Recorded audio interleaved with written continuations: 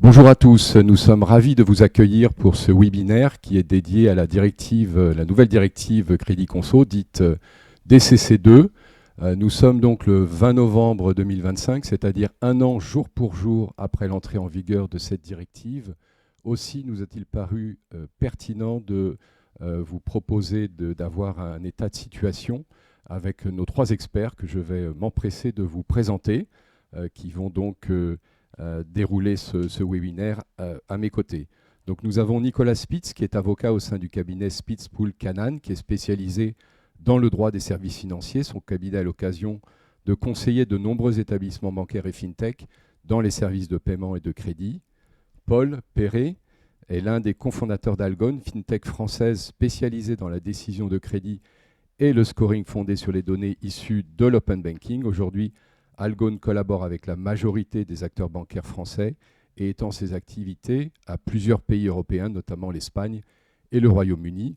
Enfin, Delia Douglas, ancienne juriste de la CPR, est experte réglementaire au sein du cabinet Lincas, cabinet de conseil et d'audit intervenant dans le secteur financier et s'adressant tout particulièrement aux fintech. Donc le déroulé de ce webinaire se déroulera en deux parties. Une cinquantaine de minutes de questions-réponses avec nos experts et nous vous proposons une dizaine de minutes de questions que vous pourrez poser via le chat qui est donc ouvert. Donc n'hésitez pas à mettre vos questions au fil de l'eau et nous aurons l'occasion de les aborder avec l'aide de Christelle et Edmond qui seront modérateurs sur ce sujet-là. Donc sans tarder, je passe la parole à Nicolas. Nicolas, est-ce que tu peux nous dresser un panorama de cette nouvelle réglementation, notamment la resituant dans son cadre historique? Oui, très volontiers. Bonjour Bertrand et très heureux de participer à cet événement. Donc pour introduire le sujet en bon juriste, je voudrais l'inscrire dans la durée en rappelant tout d'abord que le cadre réglementaire et législatif applicable au crédit à la consommation est ancien. Ces règles protectrices ont été introduites en France il y a près de 50 ans avec la loi Scrivener de 1978. Et auparavant, le crédit aux particuliers était considéré comme un prêt d'argent régi simplement par les règles du Code civil. Ce cadre réglementaire a ensuite fait l'objet d'harmonisation au niveau européen avec une directive communautaire en 1986, puis en 2008, la première directive en matière de crédit à la consommation, la DCC1. Ce n'est que 15 ans plus tard, donc en 2023, que l'Union européenne a remplacé la DCC1 par le texte qui nous réunit aujourd'hui, la DCC2. Alors pourquoi cette réforme ? Le législateur européen affiche finalement plusieurs objectifs quand on lit les considérants de la directive.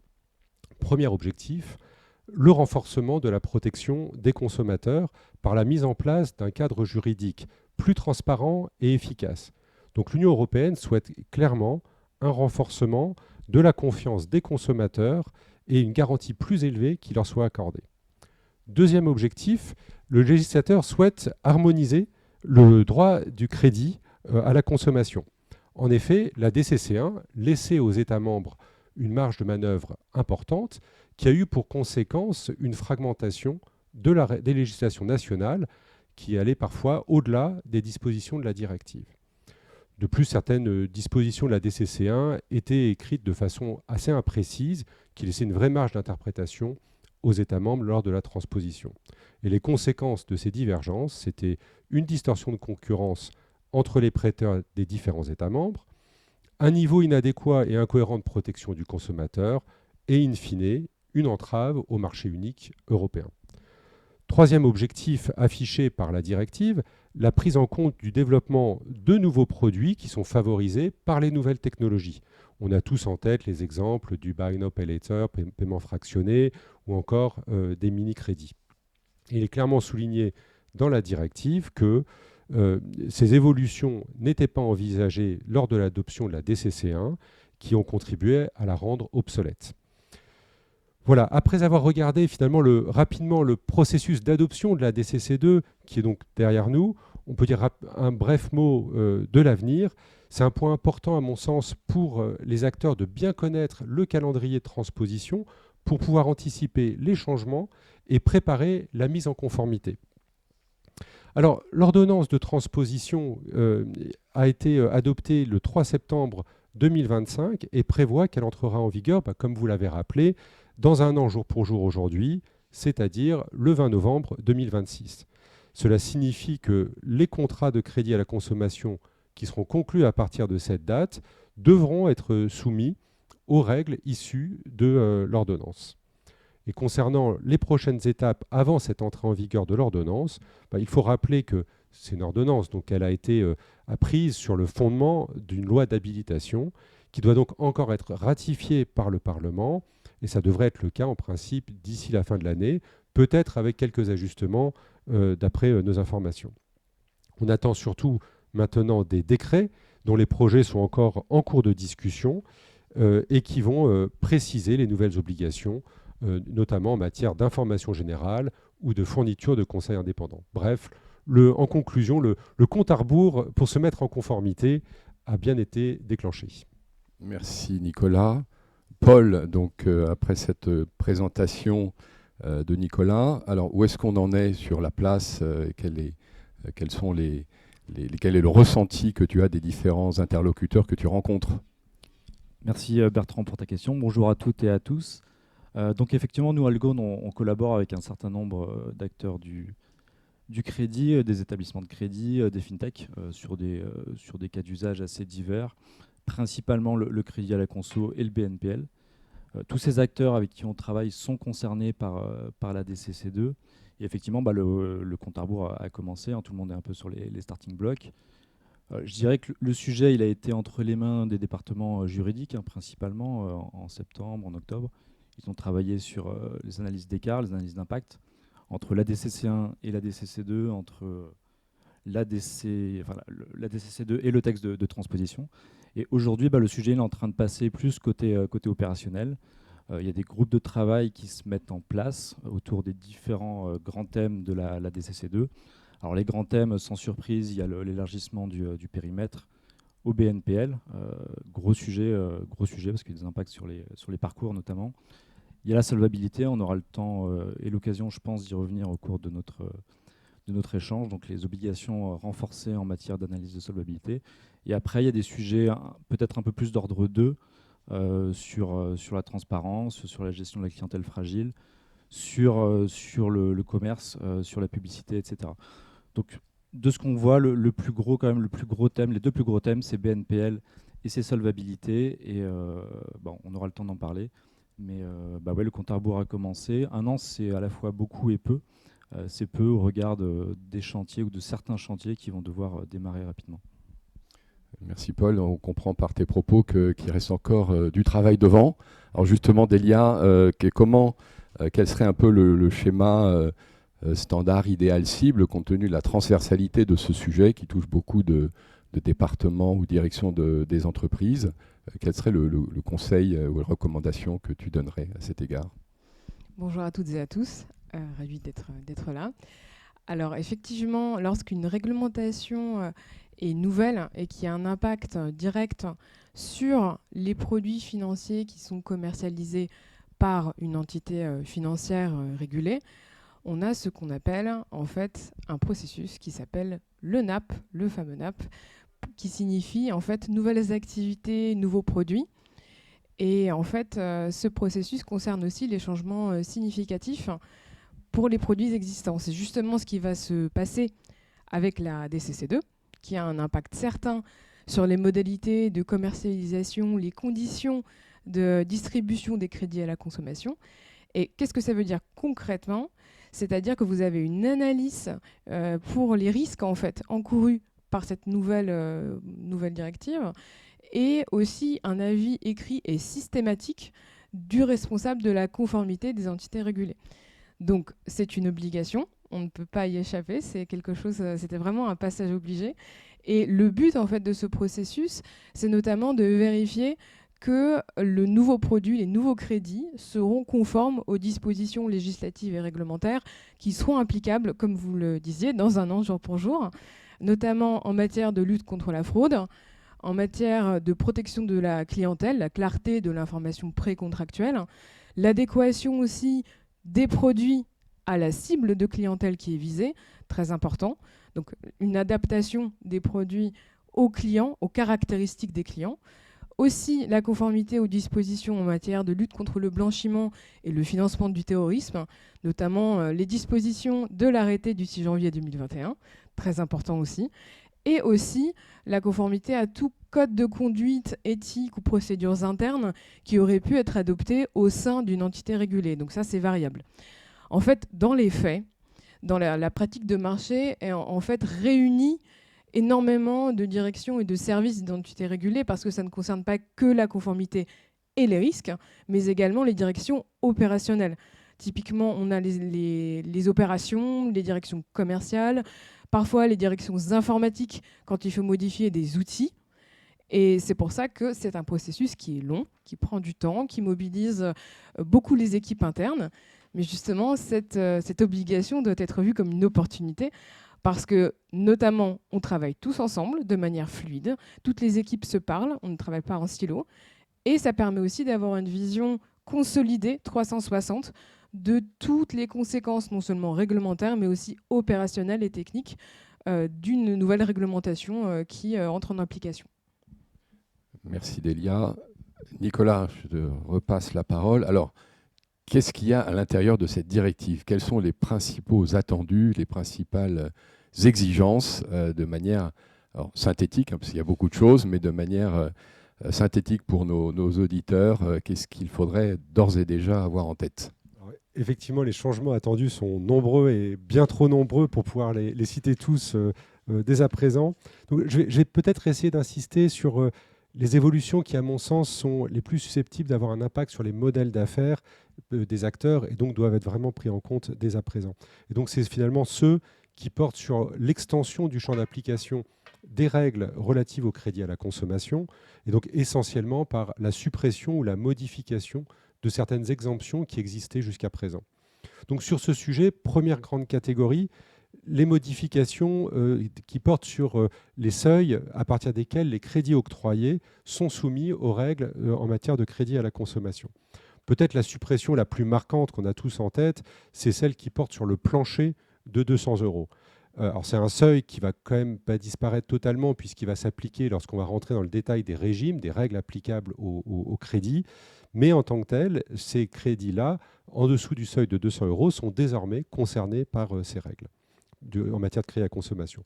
L'objectif du législateur, c'était de s'attaquer, de soumettre ces crédits aux règles en matière de crédit à consommation parce qu'il considérait qu'il y avait souvent des coûts trop élevés, préjudiciables pour les consommateurs.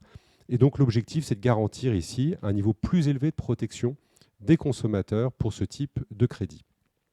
Deuxième effet de seuil à avoir à l'esprit, le rehaussement du plafond de 75 000 à 100 000 € selon les termes de la directive, pour prendre en compte l'inflation. Il faut donc noter que ça peut aussi aller au-delà de ce seuil de 100 000 € pour les prêts qui sont destinés à la rénovation des biens immobiliers à usage résidentiel dont le montant donc, peut être supérieur à 100 000 €. C'est les fameux prêts travaux qui ne sont donc plus exclus du champ d'application de la DCC2. Bref, il faut retenir que désormais, les règles du crédit à la consommation vont couvrir un éventail large de crédits allant de 1 € à 100 000 € et voire plus. Deuxième extension peut-être importante du champ du crédit à la consommation, c'est la refonte des règles en matière de paiement différé. L'exemption bien connue du 3 ou 4 fois sans frais est supprimée au profit de nouvelles règles qui dépendent de la taille de l'entreprise. Est-ce qu'on est une grande entreprise ou une TPE-PME? Et du mode de conclusion des contrats. Est-ce que le contrat est conclu à distance par voie électronique ou non? Et donc, en fonction de ces paramètres, le délai maximum de différé de paiement va varier entre 14 jours et 50 jours à partir de la livraison du bien ou la fourniture du service financé. Alors, pour complexifier encore un peu le régime, les différés de paiement vont désormais entrer dans le champ du crédit à la consommation et bénéficier en France parfois d'un régime allégé sous certaines conditions de durée, montant du crédit ou absence de frais ou d'intérêts. L'inclusion de ce type de crédit est justifiée par l'essor de nouveaux produits, en particulier en parallèle du développement de l'e-commerce. Les considérants de DCC2 mentionne la volonté de ne pas créer une forme de distorsion de concurrence au regard de la force de frappe des grandes plateformes de vente en ligne. Bref, avec l'ensemble de ces paramètres, on peut faire de jolis tableaux pour cartographier toutes les situations possibles. Troisième extension du champ d'application que je voudrais citer ici, et qui a fait couler déjà beaucoup d'encre dans la presse, c'est la suppression de l'exemption liée aux découvertes remboursables en moins d'un mois, ce qui va conduire les banques à devoir respecter les règles en matière de crédit à la consommation avec leurs clients. Peut-être une dernière remarque sur la LOA, parce qu'on a pu entendre que la LOA était désormais dans le champ du crédit à la consommation. La LOA a toujours été dans le champ du crédit à la consommation. C'est plutôt des innovations sur son régime qu'il faut noter qu'un assujettissement. Bref, avec tous ces changements, les acteurs vont devoir cartographier les cas d'usage, revoir leurs offres et leurs services pour déterminer dans quelle mesure ils sont concernés par les modifications à venir. C'est très clair et très impressionnant comme évolution à prendre en compte. Alors, justement, pour essayer de serrer un peu les thématiques, peut-être, Delia, sur le sujet de la solvabilité, un des mots-clés, je crois, qu'il faut garder en tête de la directive. Alors, je retiendrai en fait 2 points principaux sur ce point. C'est que vous avez d'une part une multiplicité d'acteurs, hein, c'est-à-dire qu'instinctivement, on pourrait penser aux banques, aux établissements de crédit uniquement. Or, ce n'est pas le cas. En fait, tous les prêteurs au sens de la DCC2, au sens du texte, sont bien sûr les établissements de crédit, oui, mais également les établissements de paiement et de monnaie électronique qui sont agréés pour fournir le service dit de crédit accessoire, le fameux service 4. Hein. S'il y a des établissements concernés qui nous écoutent, ça va leur parler. Alors, ceux-là aussi sont pleinement concernés par ce texte, parce qu'ils sont bien des prêteurs au sens du texte. Donc, on a bien un champ d'application en fait plus large qu'il n'y paraît, en fait. Donc, tous ces acteurs devront évaluer la solvabilité des emprunteurs de manière détaillée et objective. Et le second aspect que je voulais évoquer sur ce point, c'est que en fait, la France ne dispose pas de fichiers positifs dits de crédit de bureau comme il existe dans certains autres pays comme l'Italie, l'Allemagne, l'Espagne pour les crédits de montants importants. Et en fait, cette absence de fichiers dits positifs fait que certains prêteurs se reposent sur les documents qui sont fournis par l'emprunteur lorsqu'il fait une demande de crédit. Et justement, ce système fait qu'on peut se poser la question de la bonne foi en fait, de l'emprunteur. Et cette absence de fichiers positifs peut quand même être compensée par d'autres moyens techniques. Je pense justement aux techniques d'open banking. Merci Delia de me faciliter la transition vers Paul. Alors un autre mot-clé, open banking. Paul, qu'est-ce que tu peux nous dire sur ce sujet-là de manière très concrète ? Je vais être très concret. Je parlais d'open banking, je parlais de données bancaires peut-être au sens large. Donc, Delia, c'est très intéressant et important ce que tu as dit. En France, il n'y a pas de fichier positif. Et à côté de ça, on a une nouvelle directive qui nous dit qu'il faut faire une analyse de solvabilité minutieuse, fondée sur des informations exactes et pertinentes. Et ces informations doivent porter à la fois sur les revenus et sur les charges. Donc les revenus, c'est des choses qu'on sait vérifier. Les charges, c'est plus compliqué quand il n'y a pas de fichier positif. Et en réalité, la seule façon de vérifier les charges, c'est d'avoir accès aux données bancaires. Alors, les données bancaires, il y a plusieurs façons d'y avoir accès. Il y a les relevés bancaires. Hein, c'est assez courant de collecter un relevé bancaire pour faire une analyse de solvabilité. Les données bancaires, on peut les récupérer directement à la source quand le prêteur est également l'établissement teneur de compte. Et après, l'autre possibilité, c'est effectivement l'open banking, qui est peut-être un peu moins connu que le relevé bancaire. Néanmoins, c'est un sujet qui est plus très nouveau et c'est un gros sujet. En 2 mots, l'open banking, qu'est-ce que c'est ? C'est le procédé qui permet à n'importe quel service tiers d'accéder aux données bancaires d'un consommateur avec le consentement du consommateur et de façon très sécurisée. Et quand on parle de données bancaires, c'est au moins 90 jours d'historique bancaire. Donc les libellés, les montants des transactions, les dates des transactions et le solde bancaire. Donc information très granulaire, extrêmement précieuse quand il s'agit d'analyser la solvabilité, puisqu'on récupère vraiment factuellement toute la situation financière de l'emprunteur et du ménage. C'est des informations qui sont très difficiles à falsifier, puisqu'on les récupère directement à la source. Des informations qui sont récentes. Bref, ça a toutes les bonnes propriétés s'agissant de réaliser une analyse de solvabilité minutieuse. Et du coup, on y arrive. Aujourd'hui, un acteur qui veut faire ce type d'analyse, en France, c'est difficile de faire autrement que de passer par l'open banking. Alors, les deux impacts, quand on fait une analyse plus poussée, il y a un impact côté parcours et un impact côté decisioning, côté process de décision. Du côté du process de décision, je dirais qu'il y a une espèce une conduite du changement à conduire. Les acteurs du crédit ont l'habitude de mener leurs analyses de solvabilité d'une certaine manière, en ayant recours, en calculant certains indicateurs, un reste à vivre, un taux d'endettement. Et ces indicateurs, aujourd'hui, ils s'appuient sur des données qui sont principalement déclaratives pour ce qui concerne les charges. Du coup, ce qui change, si on a recours à la donnée bancaire, c'est que les informations, elles sont exactes. Et de fait, il faut repenser pas forcément la métrique en soi, pas forcément la logique d'analyse budgétaire, mais il faut repenser le seuil applicable. Il faut repenser éventuellement ce qu'on met derrière ces calculs. Est-ce qu'au numérateur d'un taux d'endettement, est-ce que c'est juste les mensualités de crédit? Est-ce qu'on doit tenir compte des mensualités de BNPL? On en voit de plus en plus. Et pour le coup, c'est des choses qu'on voit dans les comptes bancaires. Est-ce qu'il faut aussi tenir compte des charges incompressibles qu'on peut voir aussi en analysant les comptes bancaires? C'est toutes ces questions-là qu'il faut se poser.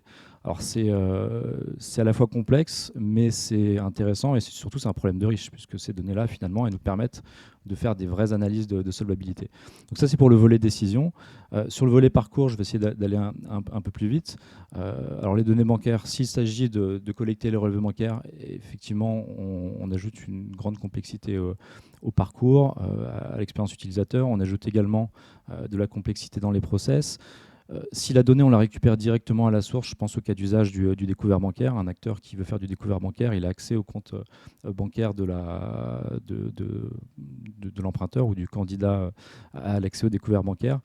Du coup, il n'y a pas d'impact sur les parcours. C'est très, très smooth, très, très simple. Et puis, c'est important de se dire qu'on a cette donnée qui est disponible et qui est pertinente pour faire une analyse de Solva. Et enfin, si on veut recourir à l'open banking, là, c'est pareil, on est sur quelque chose d'assez smooth, d'assez simple. Il y a beaucoup d'acteurs aujourd'hui qui utilisent l'open banking déjà sur des parcours de crédit. Ça va du BNPL au prêt personnel en allant sur des sujets un peu plus compliqués comme le regroupement de crédit. L'adoption, on y reviendra peut-être, de l'open banking, c'est quelque chose qui n'est plus vraiment un sujet aujourd'hui parce que ça se passe avec l'app to app. On est redirigé en tant qu'utilisateur directement vers son application bancaire pour pousser ces transactions. Donc, c'est des parcours qui sont extrêmement, extrêmement fluides. Maintenant, pour terminer, si je dois donner mon avis, moi, je pense que ce type d'approche va se généraliser. Aujourd'hui, il y a des parcours où l'open banking est optionnel. A priori, ça ne pourra plus être le cas avec la nouvelle directive. Ce sera ou bien je mets l'open banking ou bien je ne le mets pas, mais il ne sera plus question de demander, de laisser le choix à l'emprunteur. Et je pense que du coup, ça va se généraliser sur tous les montants un petit peu conséquents, au-delà de 1 000 euros. Ça va se généraliser sur tous les sujets où il y a du risque de crédit. Ça peut être sur du BNPL, si on est sur des paniers d'achat où il y a potentiellement beaucoup de risques. Ce sera difficile de pas faire cette analyse de Solva avec l'open banking.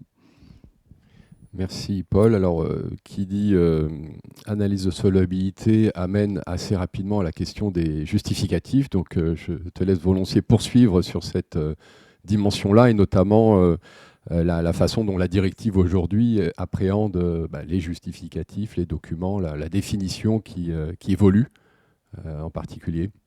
Effectivement, gros sujet, les justificatifs. Et je vais vous surprendre, je vais parler de nouveau d'open banking et de données bancaires. Mais avant ça, peut-être revenir sur ce que dit la directive. Elle indique que les informations utiles à l'analyse de solvabilité peuvent comprendre des preuves de revenus ou des informations sur les passifs sur les actifs plutôt et les passifs financiers ou des informations sur d'autres types d'engagements. Donc ça, c'est une première chose. Et la deuxième chose que je trouve très intéressante dans le texte, c'est que la notion de justificatif elle-même évolue et est augmentée. On parle plus seulement de pièces justificatives, mais de pièces ou documents justificatifs. Donc clairement, l'idée derrière, c'est de permettre à d'autres sources de données que celles habituellement utilisées de servir de justificatif. Alors les données ou les supports qui sont utilisés habituellement, ça va être du PDF, ça va être du papier pour justifier du revenu, alors un bulletin de salaire, un avis d'imposition. Maintenant, dans le cadre de cette directive, on peut aller au-delà.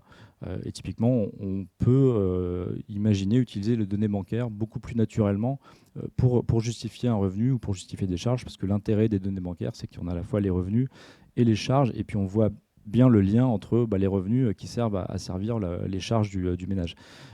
Donc, de fait, c'est un justificatif, c'est des données qui sont pertinentes pour justifier une analyse de Solva. Historiquement, depuis presque la nuit des temps, les relevés bancaires, ils servent dans le crédit, ils servent sur un certain type de crédit, sur les montants importants, dans le regroupement de crédit, sur le crédit immobilier, c'est complètement habituel de demander un relevé bancaire. Par contre, en général, le prêteur demande également un justificatif de revenu.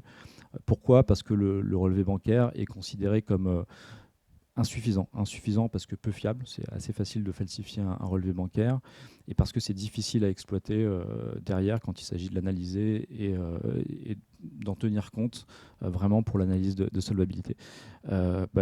Du coup, de fait, une technologie comme l'open banking, une solution comme l'open banking amène la capacité technologique à rendre probant ces données-là pour toutes les raisons que j'ai invoquées tout à l'heure. Le fait que ce soit des données qu'on récupère à la source, qui sont extrêmement fraîches, hein, on récupère vraiment les données bancaires à la minute où la personne fait sa demande de crédit. C'est des données qui sont infalsifiables. C'est des informations qui sont numérisées, qui sont numériques, qui sont digitales. Donc c'est tout à fait possible de faire tourner des algorithmes de catégorisation et d'extraction de toutes les métriques qui vont servir à l'analyse budgétaire. On est bien placé pour le savoir chez Algone. Donc de fait, ces données-là, elles ont des propriétés pour l'analyse en soi, mais également des bonnes propriétés pour justifier, pour documenter l'analyse au sens de cette DCC2. Donc un justificatif open banking, ça va être un JSON ou un PDF avec les informations qu'on veut bien avoir pour justifier de la décision. Après, et je vais bientôt conclure, c'est des discussions qu'on a avec un certain nombre d'acteurs aujourd'hui. Il y a quand même des questions. C'est qu'est-ce qu'on met dans ce justificatif ? Quid de la minimisation des données ? Quid de est-ce qu'on demande à l'emprunteur ou au candidat à l'emprunt de vérifier ces données ? Donc c'est toutes ces questions qu'il faut se poser.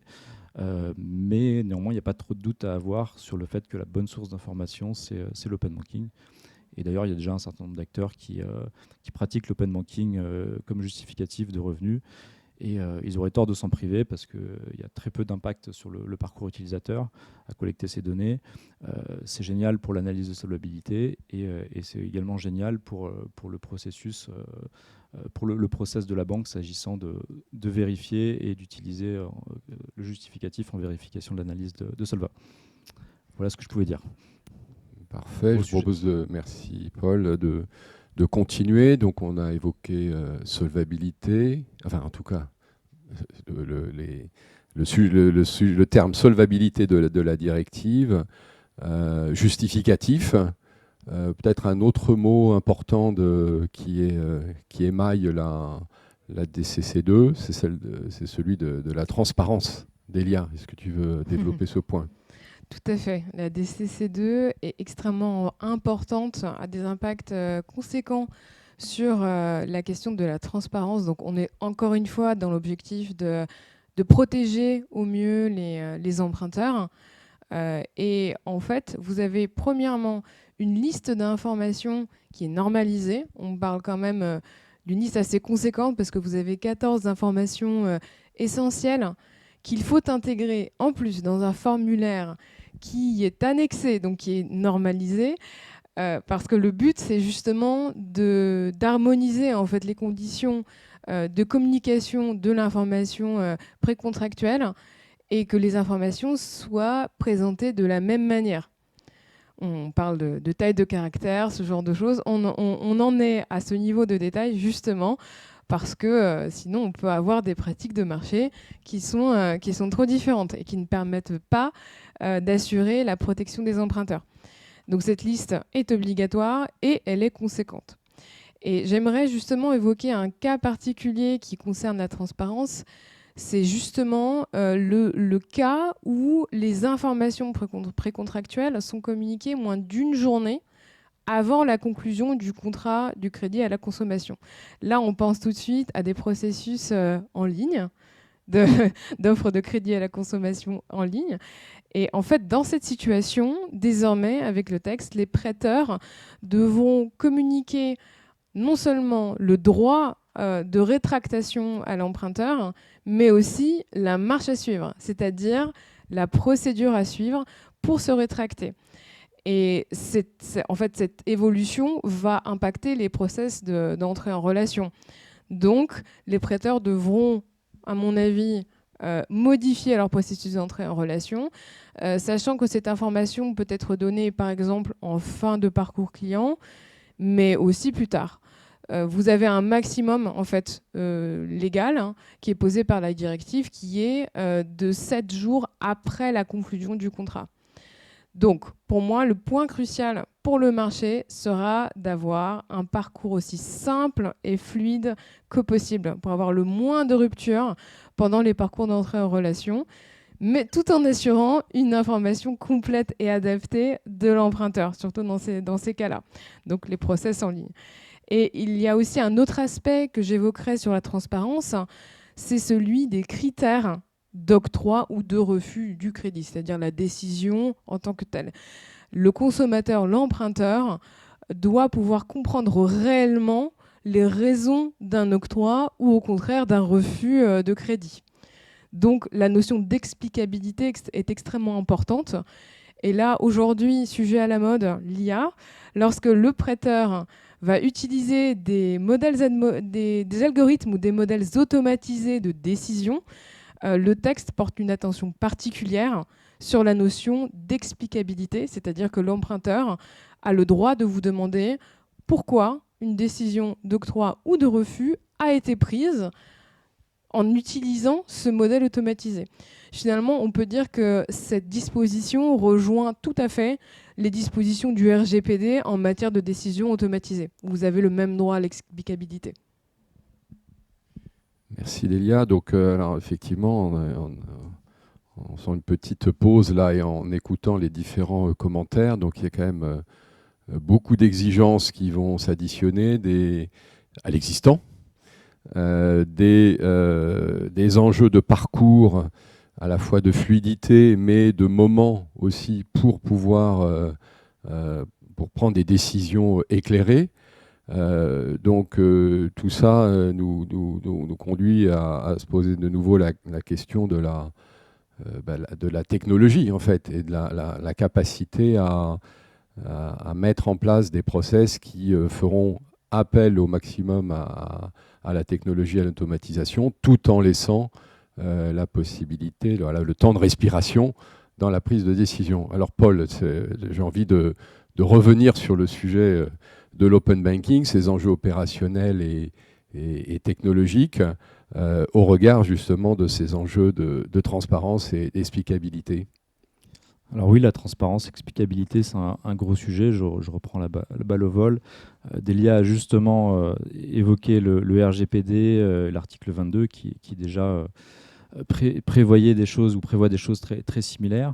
Et je vais vous surprendre encore une fois. Je vais reparler des données bancaires et d'open banking, qui en l'occurrence ont des très très bonnes propriétés en matière d'explicabilité et de transparence. Donc, si je commence vraiment sur les données bancaires au sens large, ce qui est intéressant avec les données de compte bancaire, c'est que c'est des données qui parlent à tout le monde. C'est des données factuelles sur la situation financière du ménage, de l'emprunteur. Et n'importe qui, quel que soit son niveau d'éducation financière, est capable de comprendre le lien entre ce qu'il y a sur ses comptes et une éventuelle décision de crédit. Et ça paraît évident, mais en fait, ce qu'il faut savoir, c'est que ce n'est pas le cas aujourd'hui c'est pas ce que permettent les scores ou les approches traditionnelles, les approches de scoring traditionnelles qui reposent principalement sur des données socio-démographiques. Et aujourd'hui, si vous avez un certain âge, que vous avez une certaine ancienneté dans l'emploi, que vous êtes marié, que vous êtes propriétaire, vous avez de grandes chances d'obtenir un crédit. En revanche, si vous êtes célibataire, locataire, jeune, avec peu d'ancienneté dans l'emploi, vous avez, et quand bien même vous auriez un bon salaire, vous avez de grandes chances de vous voir refuser votre crédit. Et ça, franchement, pour aller l'expliquer à un candidat à l'emprunt qui en fait la demande, bonne chance. Enfin, on est vraiment sur du scoring de segmentation. Et ça passe pas, ou ça passerait mal, et on peut pas expliquer une décision d'un score de segmentation.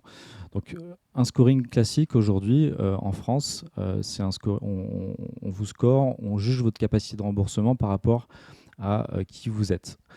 En revanche, si on va sur du scoring basé sur les données bancaires, on est sur une logique comportementale et on vous score sur la base de ce que vous faites, et ça passe beaucoup mieux. Donc by design, la transparence ou la capacité à être transparent, elle est embarquée dans tous les usages autour de ces données bancaires plutôt qu'autour de données sociodémographiques.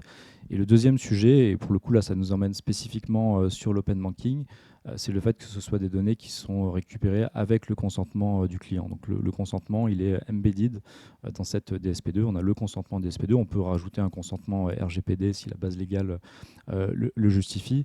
Mais voilà, le consentement, il est central et ces données, elles sont récupérées au moment où la demande de crédit est faite et avec un consentement du coup éclairé du consommateur. Et ça paraît évident, mais c'est pas comme ça que ça marche partout. Donc, si on va dans d'autres pays, si on va au Royaume-Uni, si on va en Allemagne, par exemple, où il y a des crédits de bureau, les données elles sont récupérées de façon asynchrone à d'autres, pas forcément au moment de la demande de crédit. Elles sont rarement consenties. Et du coup, il y a un vrai problème, il y a un vrai sujet de transparence qu'on n'a plus du coup sur cette pratique de l'open banking avec un consentement. Donc, si je dois résumer ce que je viens de dire en deux points, supériorité des données bancaires par rapport aux données sociodémographiques pour du scoring, pour une décision de crédit. Ça, c'est une chose.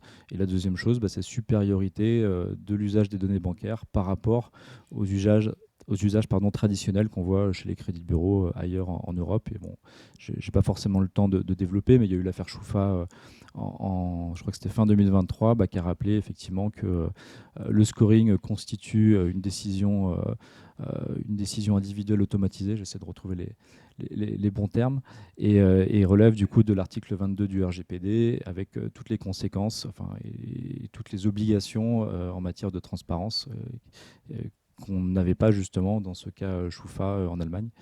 Il y a eu un cas plus récemment Dun & Bradstreet en Autriche. Et toute cette philosophie finalement autour de la transparence du RGPD, on la retrouve là dans la DCC2 et je trouve que c'est très positif. Merci Paul. Donc je vérifie l'horaire.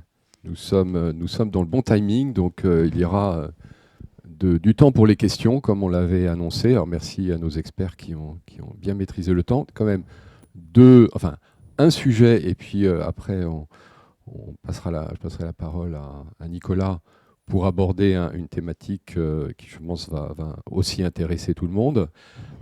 Délia, le sujet des pratiques commerciales. Est-ce que tu peux nous développer ce point et attirer l'attention de nos éditeurs sur les enjeux associés ?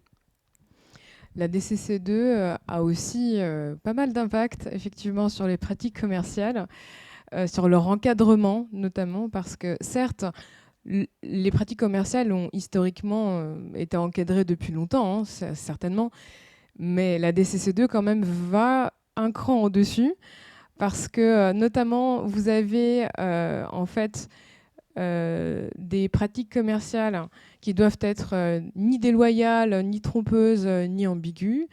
Et ce que j'aimerais rappeler, parce que c'est vraiment important, c'est que la DCC2 est une directive d'harmonisation minimale, ce qui fait que vous avez des options nationales qui peuvent être levées ou non par certains États membres. Et justement, la France a levé une option particulière sur l'interdiction de certaines publicités. Il s'agit des publicités qui font naître de fausses attentes de la part des emprunteurs sur la disponibilité et le coût du crédit, le montant total, et un autre type de publicité qui en fait insiste sur la facilité d'obtention du crédit. Les publicités de type vous pouvez avoir un crédit en 10 minutes, vous vous connectez et c'est bon. Alors ça, c'est une très bonne chose. Malheureusement, ce qu'on peut regretter, c'est qu'il va y avoir sûrement, probablement, des divergences entre les États membres qui sont, je le rappelle, libres de lever ou non cette option pour l'interdiction de certaines publicités. Donc ça peut être un peu dommageable pour la protection des emprunteurs si on voulait harmoniser justement ce qui était le but. Il y a aussi un autre aspect important à évoquer, c'est celui des ventes groupées.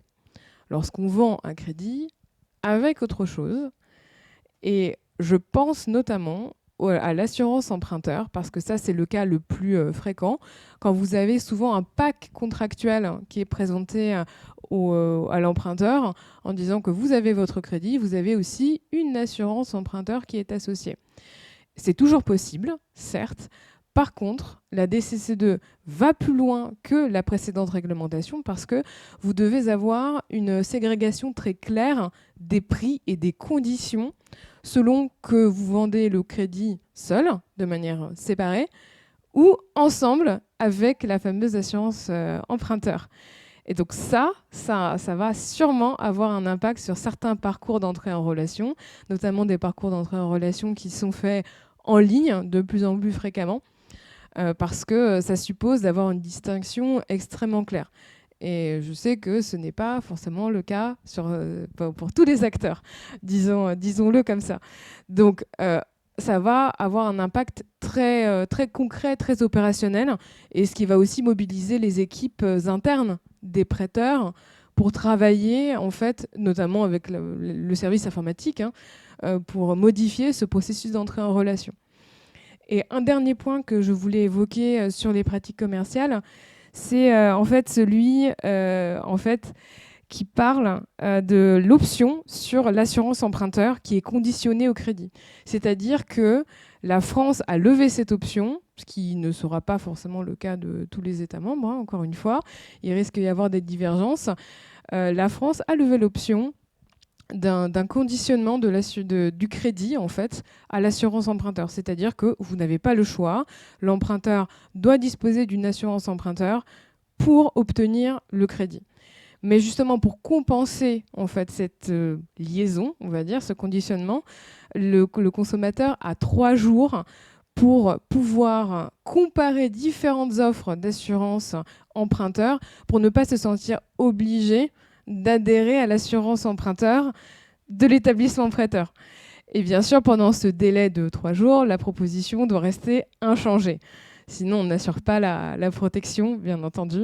Et ça nous ramène, en fait, encore une fois, au parcours d'entrée en relation, notamment en ligne. Merci, Delia. Dernière question avant de prendre les questions qui auront été posées dans le chat.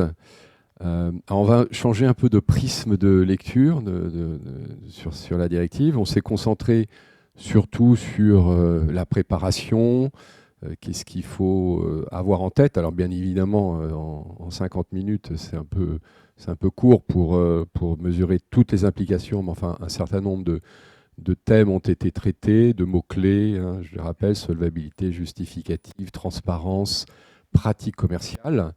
Donc tout ça, c'est pour se préparer, et processus NAP, tout ça, c'est pour se préparer à la mise en conformité et à l'échéance dans un an, donc du 20 novembre 2026. Mais alors, qu'est-ce qui pourrait se passer, Nicolas, si les établissements ne se mettaient pas en conformité ? C'est une très bonne question. Et effectivement, ça me paraît être un point important à relever, car il me semble qu'il n'a pas été beaucoup commenté jusqu'à présent. Peut-être qu'il faut déjà rappeler quelles sont les sanctions actuellement prévues en cas de manquement à ces obligations. Et ces sanctions sont assez sévères car elles sont de nature pénale. On peut par exemple citer l'article R341.1 du Code de la consommation qui prévoit une amende de 5e classe, donc 1 500 € un montant qui peut être multiplié par 5 pour les personnes morales, pour les manquements aux obligations relatives à la publicité. Cependant, en pratique, ces sanctions sont relativement rarement appliquées. Quand on fait des recherches sur les bases de données juridiques publiques, on relève assez peu de jurisprudence, et ce constat est plutôt partagé par la doctrine. Alors on pouvait se demander si ces sanctions étaient adaptées et dissuasives, car elles étaient certainement très graves, puisque de nature pénale, mais peut-être relativement peu utilisées. Alors ce constat a été à l'origine des modifications introduites par l'ordonnance, et donc cette ordonnance a en effet prévu de nouvelles sanctions qui sont désormais de nature administrative et non plus pénale, et c'est notamment le cas pour la publicité ou les informations précontractuelles. Et sans pour autant d'ailleurs que le montant de la sanction elle-même ne baisse, c'est-à-dire qu'on est toujours sur un montant de 7 500 € en termes désormais d'amende administrative. Et ces sanctions administratives sont prévues en matière d'information précontractuelle, en matière de publicité, mais aussi en matière d'information générale, de remise de l'offre de crédit, du formulaire de rétractation, de la notice d'assurance, ou encore en cas de manquement aux obligations en matière de réduction ou de résiliation du dépassement, bref, sur un très grand nombre de ces obligations. Et de cette manière-là, on voit que l'ordonnance s'inscrit dans la lignée de la loi Hamon de 2014 qui prévoyait davantage de sanctions administratives pour les contrats de consommation, en dehors des contrats de crédit, et c'est toujours dans un souci d'efficacité de l'action publique et de désengorgement des tribunaux. Alors, qui sera chargé de prononcer ces sanctions ? Et comme ce ne sont plus des sanctions de nature pénale, ce ne seront plus les tribunaux correctionnels, mais la DGCCRF, ce qui, est, à mon sens, est annonciateur d'une augmentation significative des sanctions à venir. En premier lieu, on peut noter que la DGCCRF connaît bien ces sujets. On peut d'ailleurs relever des décisions de sanctions récentes. En octobre dernier, il y en a eu un certain nombre à l'encontre des établissements de la place en matière de non-respect de la réglementation sur l'assurance emprunteur. Et puis en deuxième lieu, il faut rappeler que la procédure de sanction administrative est plus légère que la procédure en matière pénale, et donc elle permettra à la DGCCRF de sanctionner de manière plus efficace et fréquente les acteurs contrevenants que ne le faisaient les tribunaux correctionnels. Peut-être à titre d'exemple, en 2024, on peut relever que la DGCCRF a infligé 2356 amendes pour un montant de 92 millions d'euros, a publié 357 décisions et a donné plus de 21 000 avertissements. Et encore, ces sanctions-là, de la part de la DGCCRF, sont en augmentation de 60% depuis 2020. Donc, c'est peut dire que le remplacement des sanctions pénales par les sanctions administratives n'a probablement pas été assez souligné, qu'il s'agit d'un changement un peu de paradigme en matière de s'assurer de la conformité, du bon respect de la réglementation par les acteurs, et donc que le coût de non-conformité devrait s'alourdir pour les acteurs dans les années à venir. C'est peut-être un outil pour les compliance officers pour évaluer les risques dans leur démarche de conviction vis-à-vis de leur direction générale. Je ne sais pas, je pose ça comme ça. Alors, merci à tous. On est très précisément 10 minutes avant la fin du webinaire. Donc, merci pour la précision, la concision de vos réponses. Alors, merci à Christelle aussi et Edmond qui m'ont présenté quelques questions là, que j'ai sous les yeux posées dans le chat. Alors évidemment, on n'a pas pu prendre toutes les questions et elles étaient nombreuses.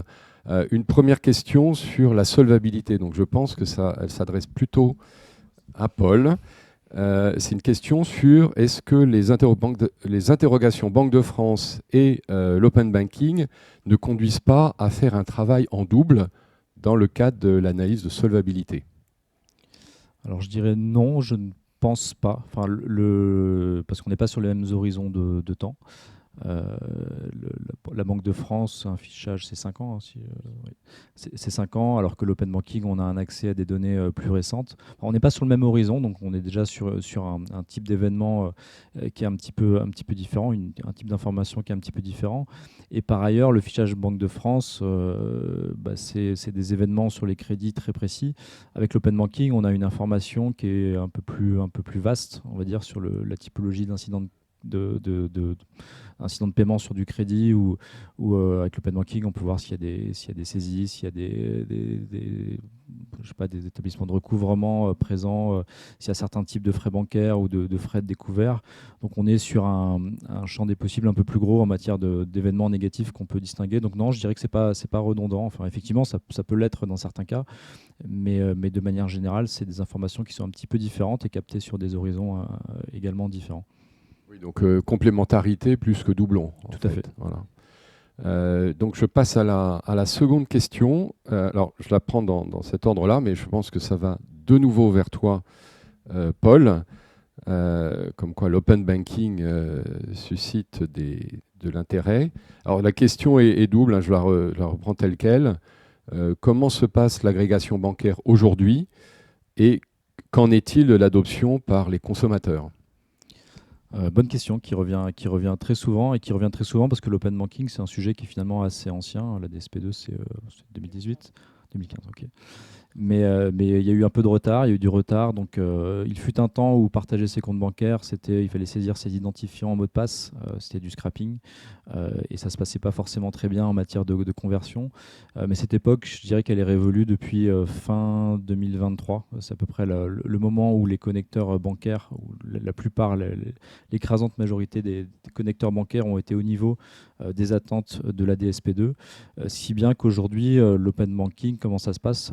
L'action d'agréger ses comptes, on est redirigé directement sur son application bancaire, donc dans l'environnement de la banque, et c'est depuis cet environnement qu'on autorise le partage des informations. Ça se fait de façon extrêmement fluide, et du coup, il n'y a plus du tout de friction liée à la technologie, si bien que l'adoption aujourd'hui, elle est très bonne. Il y a un certain nombre d'acteurs de crédit qui imposent l'open banking. C'est le cas de Revolut et c'est le cas ou même si on va sur certains parcours Sofinco, l'open banking est obligatoire dans certains cas et la conversion elle est jugée très bonne, voire meilleure que la conversion sur des parcours plus classiques parce qu'on pose quand même moins de questions quand il y a l'open banking. Donc ça c'est le schéma où l'open banking est obligatoire et après il y a des parcours où c'est facultatif et les gens qui choisissent l'open banking versus un parcours classique, je dirais que c'est 2 tiers, 1 tiers. Après ça peut monter à 90% vers l'open banking si la proposition de valeur est très claire. Ça peut être un peu moins en revanche si la valeur à partager ses comptes est moindre. Mais voilà, aujourd'hui, il n'y a plus de sujet d'adoption de l'open banking en France. On est plutôt pas mal en France. On est un petit peu en retard par rapport au Royaume-Uni, mais on est plutôt en avance par rapport à d'autres pays sur l'adoption. Donc aujourd'hui, c'est plus vraiment un sujet. Très bien. Question suivante posée dans le chat. Alors, je pense que je vois marqué contentieux. Donc, je pense que Nicolas sera le bon destinataire de la question, qui est la suivante. Si les données bancaires l'emportent sur des preuves tangibles, n'est-ce pas une voie ouverte à des contentieux sans fin ? Question très pointue. Très pointue. Oui, en tout cas, je répondrai très succinctement, mais effectivement, on peut s'attendre à davantage de contentieux, de demandes de communication, d'informations, d'interrogations sur le mode de fonctionnement des acteurs. Mais effectivement, ça va être quelque chose auquel les établissements doivent bien se préparer pour être en mesure d'y répondre dans de bonnes conditions et de manière convaincante. Alors, la question suivante, en fait, j'aurais pu les poser en bloc parce que manifestement, la dernière partie du webinaire sur le volet sanctions a mobilisé, a motivé des questions. Donc la question suivante, porte sur quelle est la sanction en cas de manquement à l'obligation d'évaluation de la solvabilité. Oui, ça c'est peut-être un point que j'aurais pu préciser quand je parlais des sanctions. Les sanctions ne sont pas que de nature administrative. Il en existe d'autres, mais qui sont d'ailleurs plutôt en ligne avec les sanctions qui étaient actuellement prévues par la réglementation.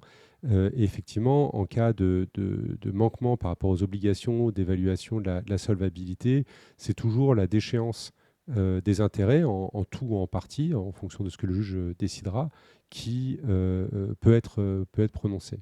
Et donc c'est effectivement potentiellement lourd de conséquences pour les établissements qui sont concernés.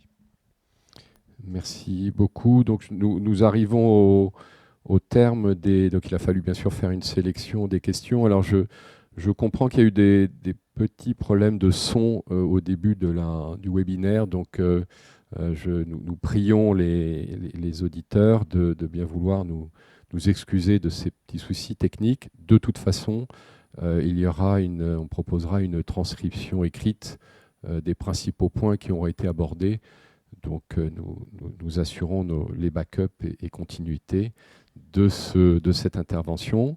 Alors j'allais dire finalement, s'il y avait un message clé à retenir peut-être en guise de conclusion pour chacun d'entre vous, l'idée phare à emporter avec soi à l'issue de ce webinaire. Paul, je commence par toi. Moi, si en une ou deux phrases, je dirais qu'à l'ère de l'open banking et de l'open finance de manière générale, la DCC2, c'est une contrainte réglementaire, mais ça peut aussi être vu comme l'opportunité de moderniser considérablement l'octroi de crédit. Voilà, c'est mon message. Délia ? Moi, je voudrais recommander vivement à tous les établissements concernés par la DCC2 de bien anticiper leur processus NAP. Merci. Nicolas ? Et peut-être dans le même sens de ce que Délia vient d'indiquer, je pense qu'un an avant, et avec les textes qui sont désormais en train d'être bien connus et fixés, c'est le moment pour les acteurs, particulièrement ceux qui ont des produits liés aux différés de paiement, de bien revoir leur modèle d'affaires pour anticiper bien en amont les impacts de DCC2. Merci. Et donc, en guise de conclusion, merci à chacun de votre présence. Vous étiez de très nombreux inscrits, donc nous espérons que ce webinaire a pu répondre à une partie, parce que bien évidemment, vous ne pouvez pas toutes les aborder, des questions que vous pouvez vous poser. Bien entendu, il restera d'autres questions, donc n'hésitez pas à solliciter les uns ou les autres après cette transmission. On note aussi qu'il faut être attentif à la sortie de prochains textes, donc qui permettront, des décrets qui permettront de préciser un certain nombre de choses. Donc, activez vos veilles réglementaires et surtout, n'hésitez pas à revenir vers nos différents interlocuteurs en cas de questions techniques ou autres. Voilà, donc ce webinaire prend fin. Merci à tous.